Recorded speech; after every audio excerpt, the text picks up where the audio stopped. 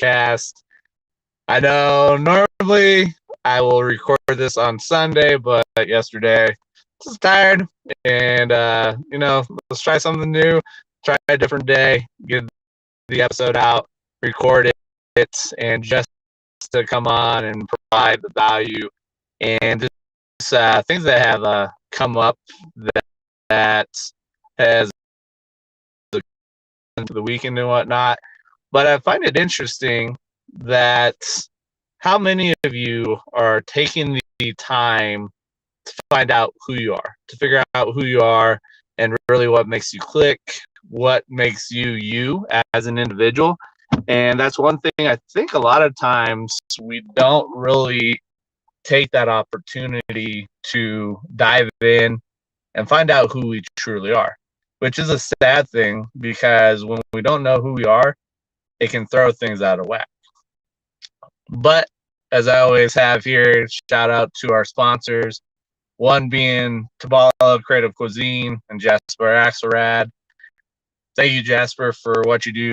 Thank you for your heart, your passion, your focus and your heart for the small businesses in our community and outside of our community. I know you're focused on helping other individuals in other communities. So thank you for that. Thank you for who you are and for Tabala at center points to really be able to connect with other people.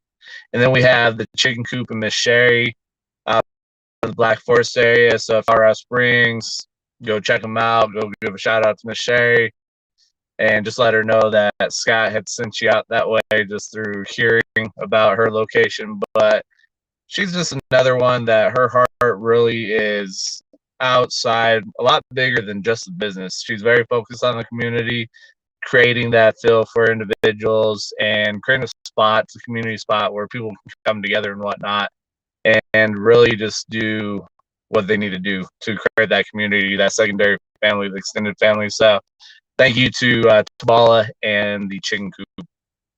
And as I always say, if you are an individual right now that's struggling and you're trying to find a way to go from baseline to thriving in your relationship with yourself, because as I say, that is the biggest relationship, that being the one that you have with yourself, that bleeds into everything else. And so you've got to have that strong, have to have that have a strong foundation with that relationship with yourself, because that bleeds into everything else. So if you'd like to sit down and talk, reach out to me, send me a private message, a couple of different routes that you can do that to have the communication and the talk. But it is interesting because was reviewing a book called Budgeting Sucks by Garrett Gunderson, and in there he gives an equation that he calls the value equation. And it's unique because when you start breaking down how this equation works, the first part of it is the mental capital. And so that's you as an individual working on yourself, developing that knowledge, educating yourself, going and having the conversations with individuals to learn from them. You cut down your learning curve by going and interacting with others that have done it before. And I find that very unique because your mental capability, your mindset is something that you own. It's something that you have the ability to be able to shape that. You have the ability to enhance your mental capabilities through listening to podcasts, watching videos on YouTube, getting into personal development and reading those books. And there's multiple books. There's many, many books. And like I talked about, one of the books I highly suggest going and checking out is that of The Buddha and the Badass by Vishen Lakhiani. But another very interesting one is, it's called Single on Purpose. I've talked about it before, but it's the fact that while you are in a spot, if you're single, that's the best time to really work to reconnect with yourself, to go and truly find out who you are, do the deep work to find out what drives you, what makes you you, and really reconnect with that individual. There's a lot of things that a lot of times going through life, we get to the point that we start disconnecting from ourselves. We start going away from those things that are true to ourselves and end up putting those to the side and not chasing after them for whatever reason. And so it is, for my experience going through the divorce, really not knowing who I was, and then also believing I wasn't worthy because of what happened. The stories that I was telling myself, the voices that I was allowing to speak into me and really create that narrative that kind of shaped who I was for a while. And it's one of those things that John talks about it is when you're in a relationship, you end up disconnecting from yourself, and it can be a dangerous thing because you end up forgetting who you are. You end up walking away and not knowing who you are. And so that's one of those things that you've got to go and really figure out who you are. You need to connect back with yourself so that way you are a very strong individual. And it's unique because a lot of times in a relationship, we put ourselves to the back burner and we end up not really going after those things that makes us who we are. And then we end up losing the capability of being an interesting person inside the relationship and bringing something to the table that can bring that spice of life into the relationship, which is the variety. And so it's one of those things that you've got to go do the work. You've got to be able to reconnect with yourself and truly find out who you are. But that's one of those things that I was talking to an individual yesterday. I was doing some strategy aspects for some different things, and he talked about the fact that he went through a divorce, and then he brought up the fact that as guys, when it comes to this endeavor of dealing with our emotions, figuring out who we truly are, we and I've said it before, I'm a guy, so guys, we suck with our emotions. We have this tendency to let the ego get in the way. And when we're hurting and we need help, we don't ask for it. We don't reach out and try to find that tribe that we can connect with to allow us to become center with ourselves. And I just had to laugh. I was like, man, that is one of those things that it truly is a sad stat when you think about it. That, gentlemen, we truly do suck about asking for help. And then I was talking to somebody else, and I don't remember who it was that I was talking to, but we do have the situation where women sometimes are trying to do this also, where they're trying to go and do everything on their own. And I think a lot of times it comes back to the fact that they want to prove who they are, but it's also the piece of not showing to be weak and that we can do it on our own and we don't need the help. But it's a sad thing when we think about that, when as individuals we are social creatures and we get to the point where we climb off and we try to do everything on our own. We try to act like we're okay and that we don't need to ask for help. And then when somebody asks if you're okay, we don't speak the truth. We don't open up and share what's going on because we get in this mindset, this outlook that I'm going to be judged because you're already judging yourself. And so because your judgment's coming into play, your ego's coming into play, you are hindering yourself when you don't ask for the help, when you don't reach out and find your tribe that you can connect with to help overcome whatever it may be that you're having to work through, whatever you need to overcome. And so it's one of those things that we really have to get out of our own way. We need to push the ego to the side and ask for help when we need the help. And it's okay to ask for help, because if you want to stay strong, you need that tribe, you need that assistance to be able to work together to get to that next point.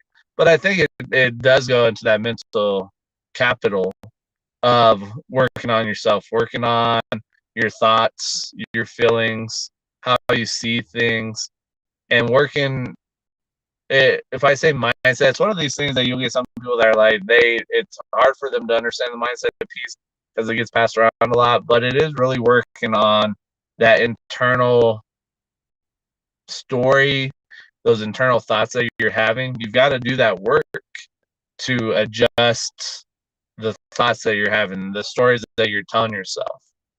And it can be one of those things that if you don't adjust the stories that you're telling yourself, if you don't work on those thoughts that you're having, it can hold you back and it can hinder you from progressing. It can hinder you from getting to that next level that you're meant to get to and overcoming the challenges, the obstacles that have come into your life. And so with that value equation, the first thing to be mindful about is the mental capital. And I think when I look for myself, I didn't read a lot. And I think it would have been a little bit different had I gotten into the realm of personal development and read the books that I'm reading now, how different it could have potentially been for me by doing that. But things happen for a reason. My journey occurred as it occurred because it was my journey. It was meant to happen the way it was taking place. And so if you do have questions and you're thinking, you're like, well, what books should I potentially look into reading? What can potentially set me up to help me out? Because we have to remember, books are a great way for you to cut down your learning curve, a great way to be able to get to that learning from somebody else.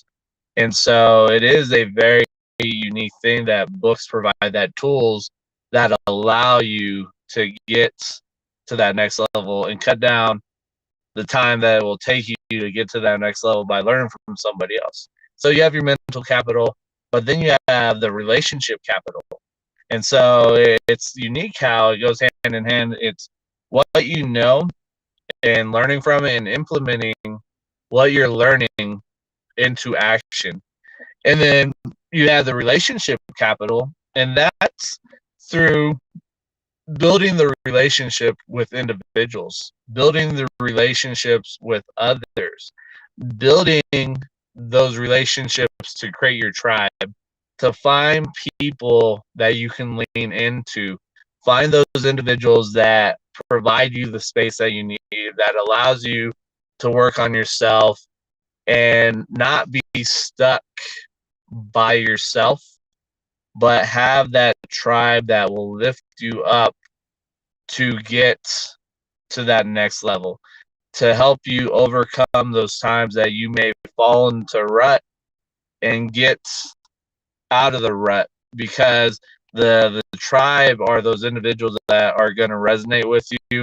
But I think it also comes into play when you look at it that you have to have the ability to look at the ideas and the opinions that others have and allow it to challenge yourself, so that way you can look and say, okay, are the beliefs that I have, these thoughts that I have, are they true to me, or have they been instilled in me through somebody else and I haven't had the opportunity, or I'm scared to look and say, is this truly who I am?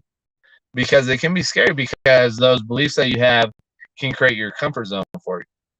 And then the comfort zone can potentially box you in where you don't go and experience the life that you want to experience and get to the life that you would like to have, because your comfort zone is keeping you where you're at. You're living in this box that is comfortable. And so you don't want to rock the boat and push past those barriers, because it's scary. You don't know what's on the other side, and it can shake up that comfort zone that you have. And so it is important to build those relationships. It's important to understand that when you're building the relationships, that you need to provide value. It's a give and take relationship. But a lot of times individuals are so focused on trying to take, and then they don't ever give. And that can be very draining on the relationship. And so when you're looking at that relationship capital, it is similar to a deposit. It's similar to a bank account where you sometimes need to deposit into that relationship, and then later on you'll be able to withdraw from the relationship, be able to take from it. But it is a two-way street where it is a give and take, and you have to understand that you want to provide value in that relationship. You want to help each other to grow, to get to that next level. And so it is very powerful when you start looking at building that relationship capital, when you start looking at building up your tribe, the individuals that you have around you. And one of the most important things, though, is accepting people as they are, accepting them for their differences, and letting them in, because that's going to challenge you. And a challenge is good because that's going to force you to level up. That's going to force you to grow. And growth is necessary. We have to grow because we're meant as individuals to grow and progress. But a lot of times we don't do that. A lot of times we become stagnant and stay where we're at. And so that's one of those things when you look at it in a relationship, an intimate relationship, whether it be a long-term relationship or being a marriage, a lot of times we stop growing. We don't work on ourselves, and we just get stagnant, and we just get comfortable with where we're at. And then that can be hard because you are not connecting with yourself and you're stunning yourself. And so that's one of those things that when you're going through it, you've got to grow, you've got to progress. And it can be scary because when you're in that relationship, you have two individuals that are working together towards a common goal on a common journey, but you still have individuals that have to go, and they'll go their separate ways sometimes because growth occurs differently for everybody. So one individual, it may be their time to grow, and it may not be your time to grow right now. You can't freak out about that. You want to support the other person and let them know, hey, it's okay. Go and grow, do what you need to. I'm here to support you. You can't freak out, because if you freak out, that's going to stress it out. And so you have to understand that on the flip side, you'll end up having that growth period, and you may be growing and the other person may not be growing. And so they need to understand that it's the support system support. But the growth is for you as an individual. That is for you to expand and really get through the progression and get to the next level, which is unique because it's also the fact of, do you understand yourself? And went through yesterday, Sunday, had a class called The Four Lenses. And so it is the bringing down of the personalities. So if you go look Myers-Briggs, there's like 16 different personalities, and you may be looking, you're like, I don't even remember what this letter stands for. I don't remember what this is. And so now you're looking and you're trying to remember all these different things about, okay, this person's an introvert, INFTJ, whatever, the whole alphabet. So it's unique because you have a lot of people that will get into the personalities, but there are different exams, different personality quizzes that you can take.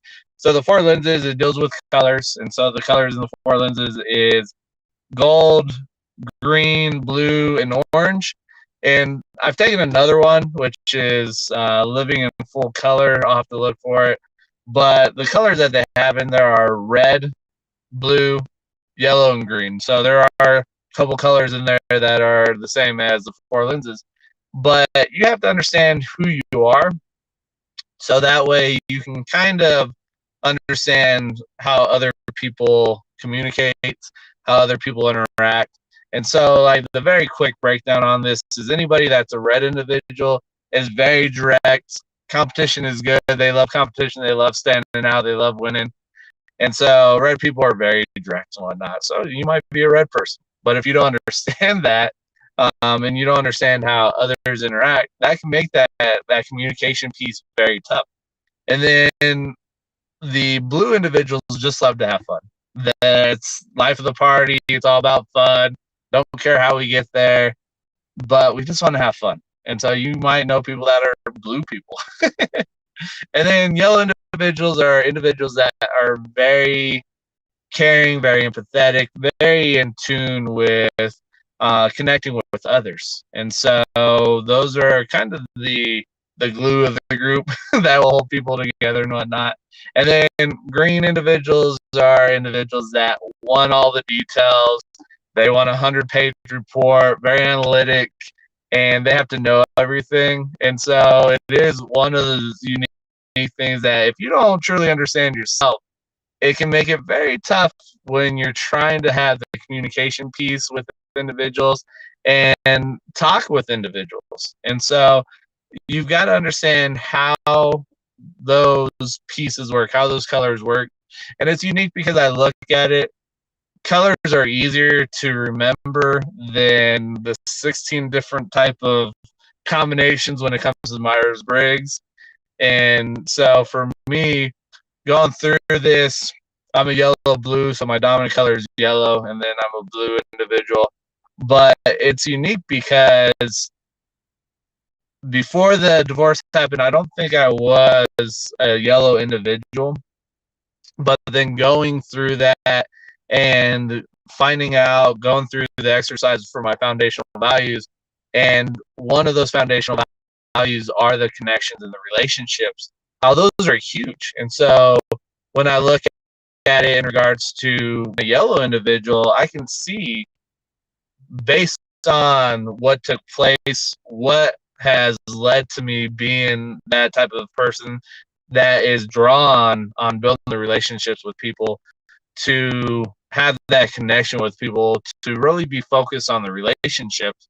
And I find it interesting because that value equation, part of that equation is the relationship capital.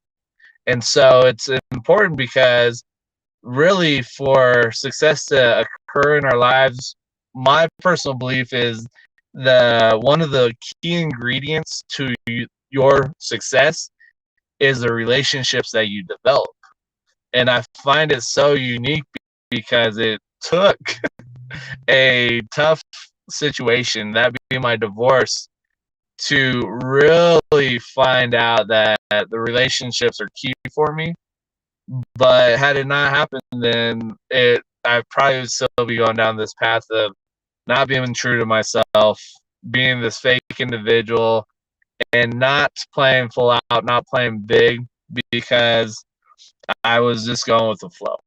But I still go with the flow, but it's a little bit different and whatnot. So I think it's interesting that if we take the time and we start doing the deep dive, then we can get into the situation where we're bringing our best possible self to the table going into that next relationship. And it does go hand in hand when you look at the statistics of divorces. When it talks about that first marriage, 50% end in divorce. And then you look at the second marriage, it's 67% end in divorce. And then the third marriage is 74%. And so when I look at those and you see the numbers increasing for each marriage, it's a sign that we have individuals that aren't doing the work on themselves. They're not going out there and reconnecting with themselves, really doing the deep dive, and then getting in there to forgive themselves for what took place, give them the closure, and then getting to that point where you complete yourself as an individual, and then the other party, the other individual, is there as a complementary piece to who you are. Because the thing about that, if you can get to the point where you understand that you've got to complete yourself, and then the other parties that you have that are around you are a complementary piece to you as an individual, how much of the stress would be reduced on the relationships, because you're not putting the weights on the other person to make you happy. You're not waiting for this person to come and complete you. You're doing that, but you have that partnership with somebody else that you're working towards a common goal, and you have that intimate relationship with somebody else. I was talking to a friend of mine, and I look at it because the energy when it comes to that friendship type of relationship, the energy is completely different than that of an intimate relationship. When you have somebody that you're very close with, you have somebody that is there for you a lot of times, and they're going to listen to your stories. Friendship, sometimes friends are like, I don't want to listen to this. Maybe your intimate partner may be the same way, where they're like, I want to hear this. Like, really? But I think you look at it, the energy is just very different when it comes to that of a business partnership, a friendship, and then having that close relationship with somebody to be intimate with them is very, very powerful. And it is one of those things that I look at, that the energy is something that's different. But when you go through the situation of an expired relationship, of a divorce, you've got to do that work. You've got to work on yourself. And being single, being at that point, your soil is very fertile for that growth to occur, to reconnect with yourself and really figure out what you're all about, figure out those non-negotiables. And it's interesting because I believe the gentleman I did the call with yesterday, Jason, he talked about the fact of knowing your needs versus your wants. And so what you need is those non-negotiables. Wants can be compromised. You can have some negotiation there, but it's those needs that you have to understand truly what those needs are for you as an individual. Your non-negotiables, those things that you're not going to give up that you need in the relationship. And then the wants can be compromised. You can work together to have different things going there, but your needs are really what you need to figure out who you are as a true individual and whatnot. So, but it is a unique thing when you think about it. Do you know who you are? What are you doing right now to figure out who you are and what you need to do to get to that point where you start adjusting your thoughts, you start adjusting your stories, and you start adjusting that perception that you've got to love yourself, you got to accept yourself for who you are, but you also need to be the one that's completing yourself. That's your job, nobody else's. And then the other individual is there to be a complementary piece for you. And so it does go into point, like I said, if you're thinking about it and you're stuck and you don't know what to do and you need somebody there to walk with you and have that partnership, reach out to me. Let's sit down, let's talk and see what's going on. See what may be the smallest, easiest step that you can take right now to get to that next level. And so it's just some things to consider about, some things to think and really chew on. This is a shorter episode, which is unique for me. It's interesting and whatnot.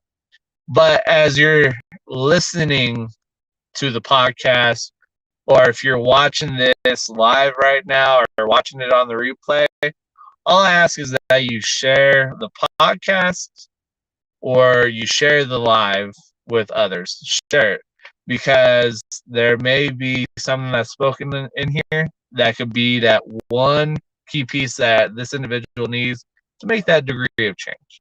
But there's a great hashtag, that not a hashtag, but I've created a hashtag, is be a friend, tell a friend. So if you get great value from this, be a friend, tell a friend about it. If you're like, man, this is ridiculous, just act like it did not ever happen. I know, sorry, 30 minutes of your life. If it didn't work out for you and it's not for you, my bad, sorry. But want to thank you guys for your support. Thank you guys for your time. Thank you for you being you. Thank you for the individual that you are. But ultimately, giving me the support to be able to come, provide the value, keep producing the podcast, keep creating the content, and just share a message that somebody else needs to hear. Other than that, I'll catch you guys later. Have a great night. See you next week. Peace out. Great night.